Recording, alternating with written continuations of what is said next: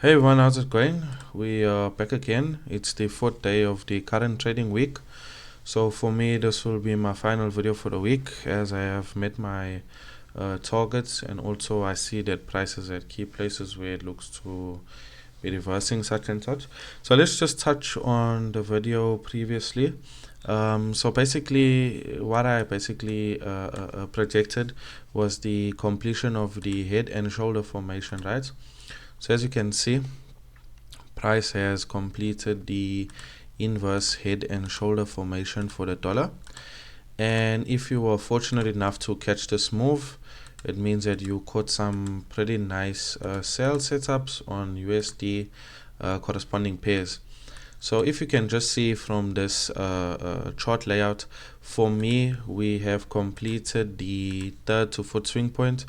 What I mean 1 to 2, 2 to 3, and now we are completed the third to fourth swing point.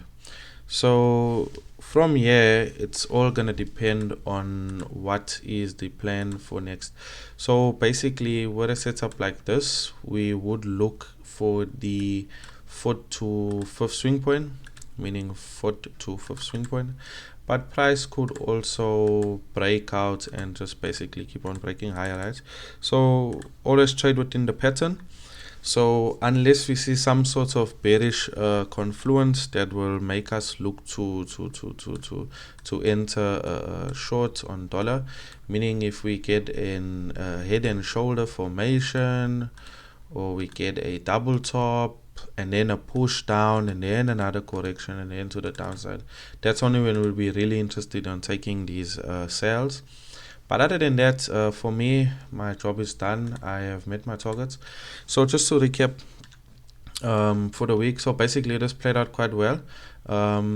Basically this mirrors the dollar, right? So I said that, look, the push down creating this head and shoulder formation is now complete, and basically I said that once price breaks below this and gives some sort of low time frame correction, I'll enter short, and that is what I did exactly.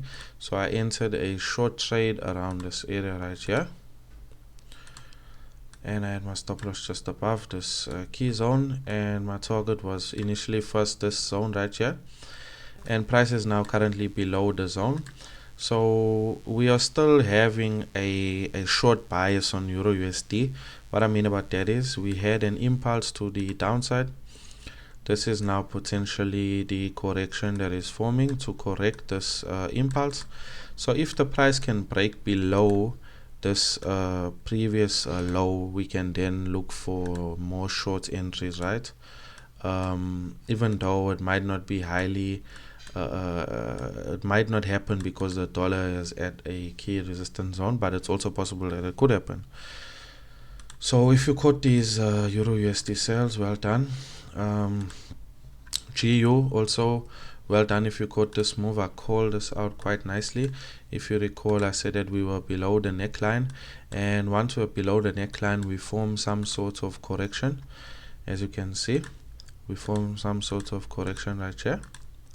And once the price broke the previous low, as you can see from my previous line that I outlined here, once the price broke this previous low, I then entered a short position on GU. I entered a short position on my stop loss around here. And once we broke through the second level key resistance zone, I then entered more sell positions, which I initially first closed out here around this area, and the second area I closed around here just before the New York London change of, right?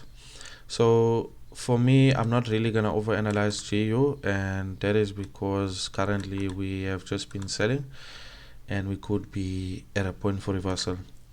So gold, same story here. Just to touch on this, I called this out. I said that, you know, there was a little more play to the downside based on this correction structure that had formed here, and the price then broke below and shot to the downside, right? It actually shot further than the 90% zone which I had initially targeted, and now it's forming some sort of reversal structure possibly, meaning that gold could basically just, this could be like a liquidity type of sweep. Gold could then come back into the channel, form some sort of inverse head and shoulder pattern right here, and then basically just continue to conform to this wedge formation on the daily time frame. It's also a possibility that gold could just retest of the key zone right here and push downside, but as I said, it's going to depend what the dollar does, because the dollar currently has stretched quite far. I took a short position as well on Euro NZD. Basically I took the short position because of Euro USD was like flying down so much. So I noted that there was an impulse and a correction structure that had formed. So we had an impulse, we had a correction, and then I basically just set a short entry right here. I was initially taken in, and price currently was in drawdown. As you can see, I marked my line over here for the first initial target to be hit. That was based on, if you look to the left, you can see that this was a key area or key zone of interest, and my final target for this trade would be right here at the bottom. But Euro NZD is quite interesting, because if you look at this on a daily time frame, we have quite a lot of play to the downside, meaning that this could be the, let's see how many swing points. We don't really count this as a swing point. So we got 1 to 2, we got 2 to 3, and potentially the third 2-foot swing point to form a wedge formation, right? So Euro NZD is still potential to the downside. Although for me, I am kind of finished for this week, unless the market presents something that is fruitful.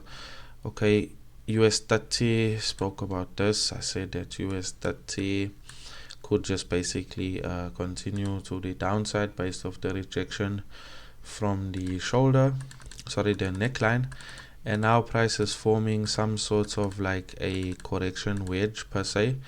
So what I mean by that is, if you look at this, and if you look at this as a previous swing point, you can see that we are forming some sort of wedge formation, but this wedge formation is bearish in nature, meaning that it's a build up for selling powers, right? So you can see, if this is a potential swing point, price could possibly even make its way over the neckline and then give a liquidity sweep, fake out to the downside, retest this, and then the first target would be here, and then the second target would be to continue to the downside, right? And this is all based off the idea of US 30 being in a potential head and shoulder formation, inverse head and shoulder formation on a larger time frame, being that this is the head, this is the neck, and this could look to be the potential neck shoulder. So it's also a possibility that because this was an impulse, that price could just break the upside, but I would not interested in price if it just breaks this as it is still in the structure. I would be more interested if price then breaks the wedge and then retest the wedge and then continue to the upside to take US 30 buys. But for me, US 30 could still potentially be bearish.